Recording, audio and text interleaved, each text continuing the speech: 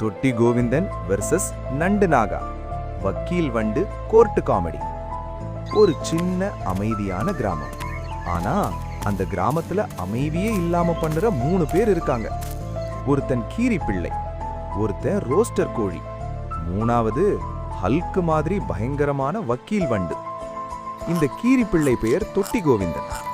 எப்ப பார்த்தாலும் குழிக்குள் ஒளிஞ்சு யாரையாவது நோட்டம் விடுறது அவனோட ஃபுல் டைம் ஜாப்.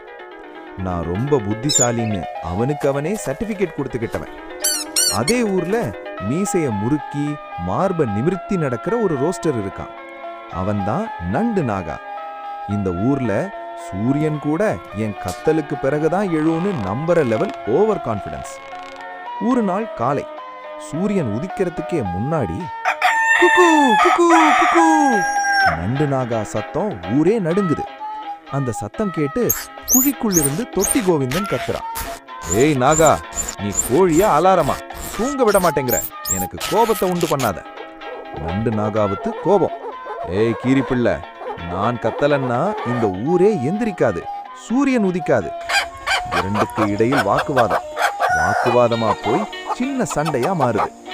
ஊர்ல இருக்கிற எல்லா ஆடு மாடு கோழி எல்லாரும் வேடிக்கை பார்க்கறாங்க. கடைசியில தொட்டி கோவிந்தன் சொல்றான், உன்னோட பேசுறது வேஸ்ட், நேரா வக்கீல் வண்டு கிட்ட போய் கேஸ் போடலாம்.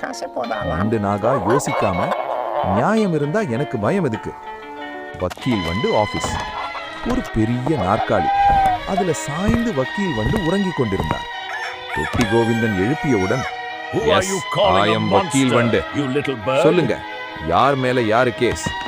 தொட்டி கோவிந்தன், சார், இந்த நண்டு நாகா தினமும் கத்தி என் தூக்கத்தை கெடுக்கிறான். நண்டு நாகா உடனே, சார், அது என் தொழில், கத்தலன்னா சூரியனே கன்ஃபியூஸ் ஆகும். வக்கீல் வண்டு சிரிச்சுக்கிட்டே, சரி, இருவருக்கும் நியாயம் இருக்கு. வக்கீல் வண்டு, எனக்கு தெரிந்த சட்டத்தின்படி தீர்ப்பு, நண்டு நாகா காலை 6 மணிக்கு மட்டும் கத்தணும். அதுக்கு முன்னாடி சைலண்ட் மோட். தொட்டி கோவிந்தன் இனிமேல் பயமுறுத்தல் கிடையாது. மேலும் இருவரும் சேர்ந்து ஊருக்காக ஒரு காமெடி ஷோ நடத்தணும். அஞ்சிலிருந்து ஊர்ல சண்டை இல்ல, சிரிப்பு மட்டும்தான். வக்கீல் வண்டு ஹல்க் இல்ல, ஹீரோ. நமக்கு இதயம் இருப்பதே இளையராஜா இசையால் தான் தெரிகிறது. அதனால் அனைவரும் ஒன்றாக வாழலாம்.